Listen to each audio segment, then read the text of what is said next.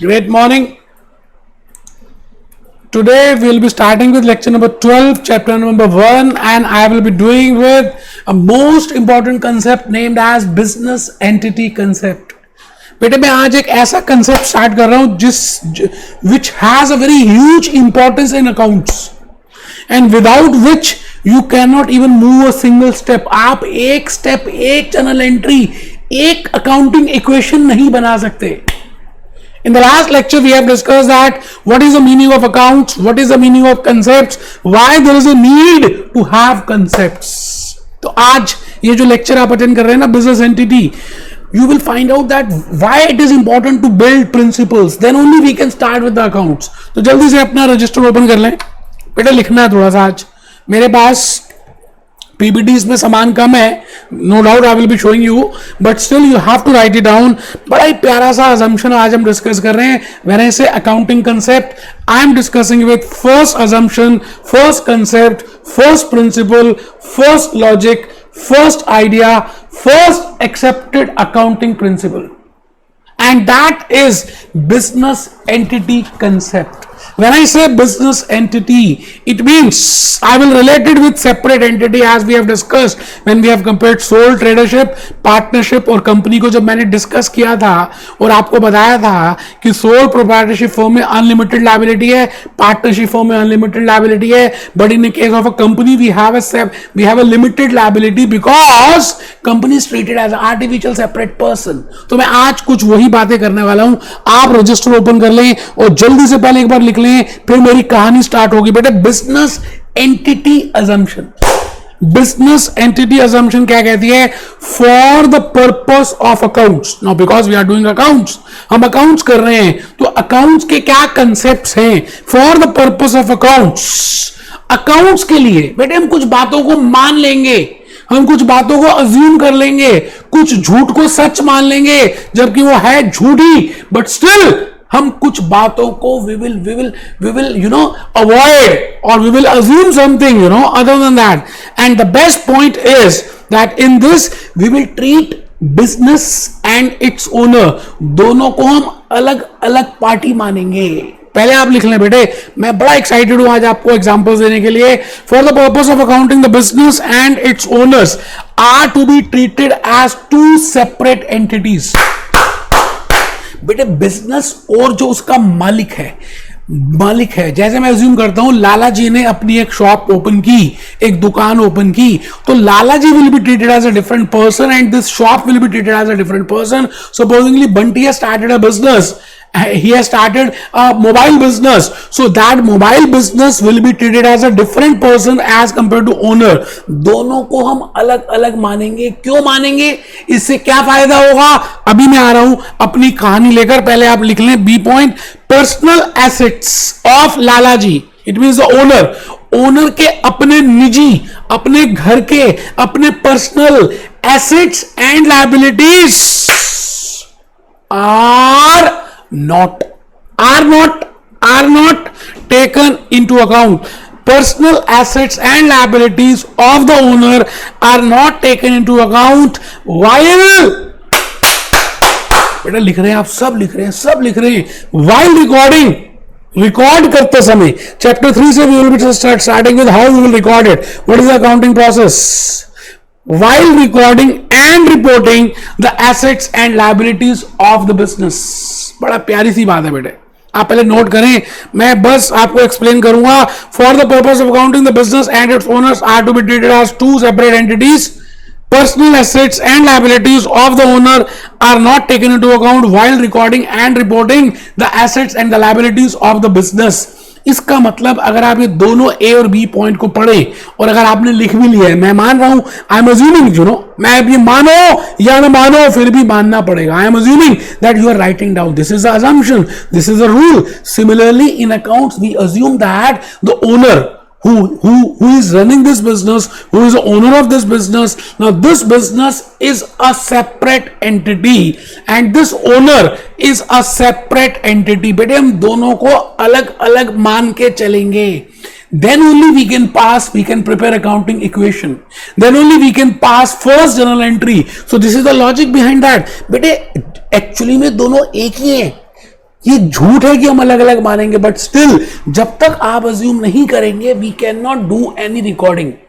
It means Bunty, who has opened his shop for mobile phones, we will treat that Bunty is a different entity.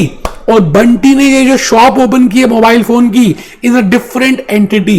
अगर ये बंटी इसमें अपना capital introduce कर रहा है तो I will say this capital will be treated as a liability for this business. No doubt he is the owner.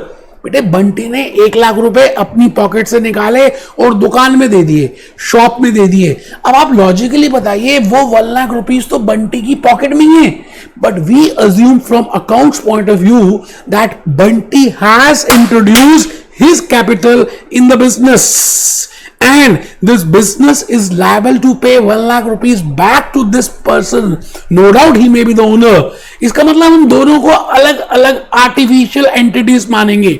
Bunty is a separate person and that business is a separate person. अब बंटी अपनी life में क्या कर रहा है?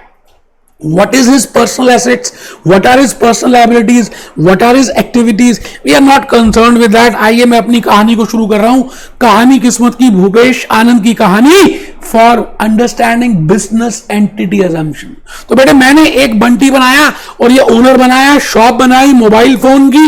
मैंने अभी तक ये बताया that I will treat in accounts owner as a different party and business को मैं अलग एंटिटी मानूंगा. बेटे यही तो अकाउंट्स की ब्यूटी है कि वो बिजनेस को बड़ी इंपॉर्टेंस देती है.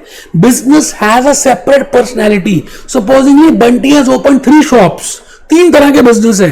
तो बेटे every business will be treated as a different entity. Every business will have its own accounts. And Bunty, no doubt, he is the owner, but we will treat him as a different person, as a separate person, and he may introduce the capital, but we will assume that this business will return back that capital to this Bunty. बेटे Bunty अगर capital withdraw करता है तो हम उसको drawings मानेंगे जबकि उसी के पैसे हैं.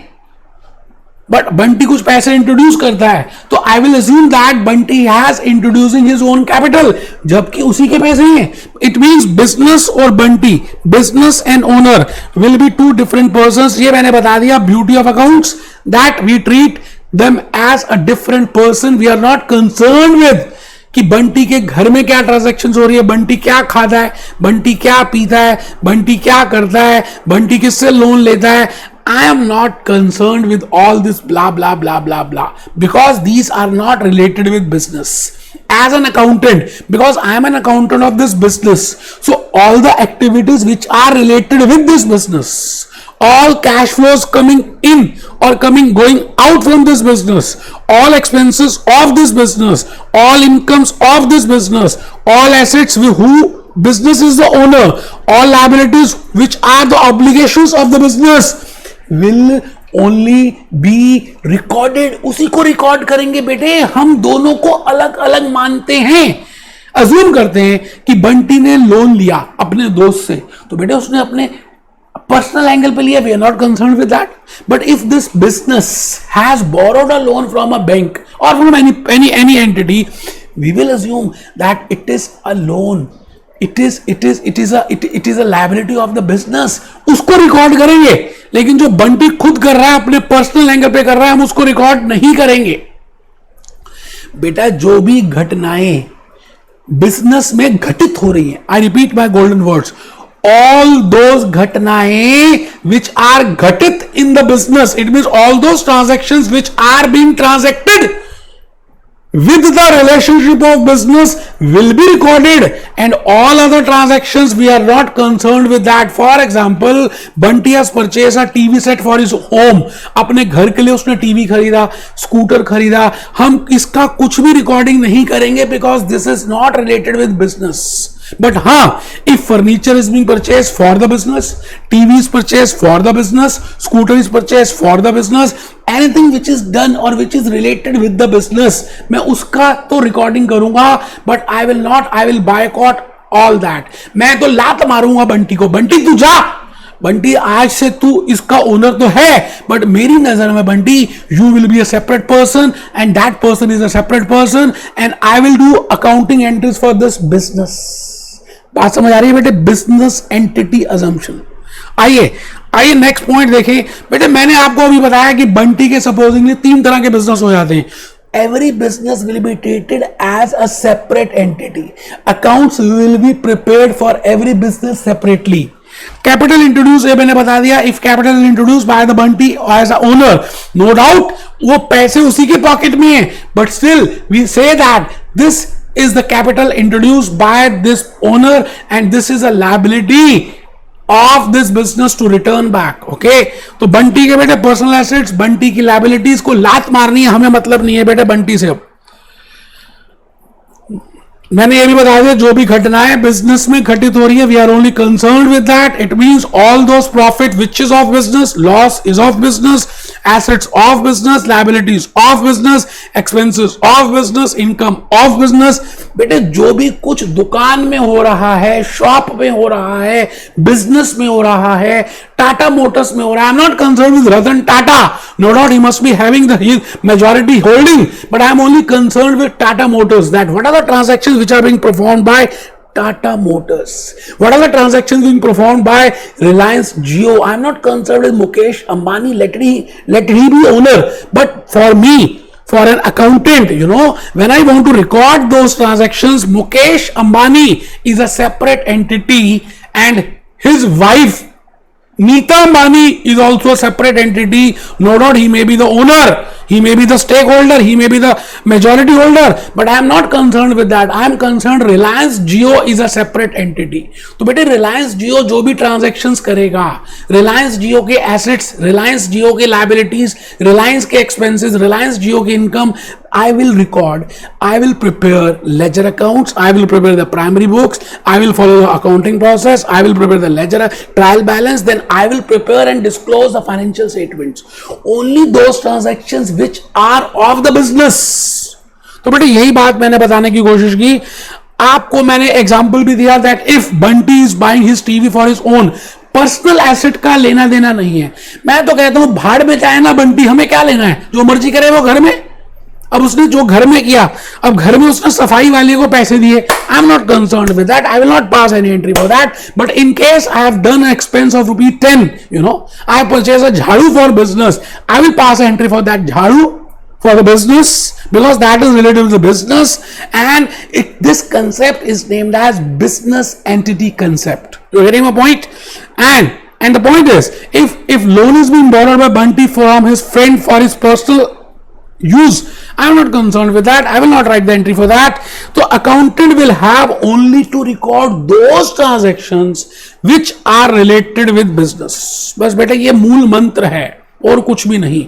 बिजनेस एंटिटी अजम्पशन यही कहती है, business entity concept, business entity convention, business entity accepted accounting principle, gaps, यही कहते हैं बेटे।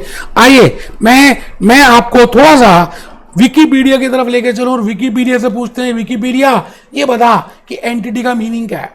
देखिए इन अकाउंटिंग वगैरह, इन अकाउंटिंग के अंदर जब आप अकाउंट कर रहे हैं, I am doing financial accounting, I am not doing management accounting. In accounting a business is an organisation and owners are treated as two separate entities. This is called entity concept. The business stand apart from other organizations as a separate this. अब बात समझ रहे हैं?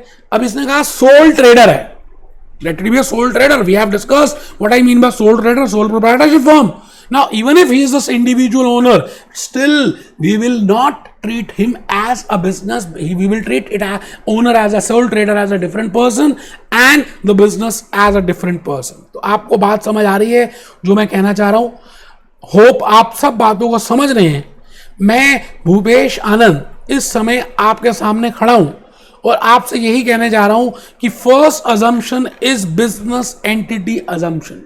Hope आपको बात समझ आ गई है, लॉजिक समझ आया, आइडिया समझ आया, थॉट समझ आई। नेक्स्ट लेक्चर में गोइंग कंसर्न अजम्पशन में मिल रहे हैं। बड़ा ही प्यारा सा अजम्पशन है, लेक्चर है, छोटे छोटे लेक्चर से बेटे मिस मत करना। Be happy, B jolly, B cheerful.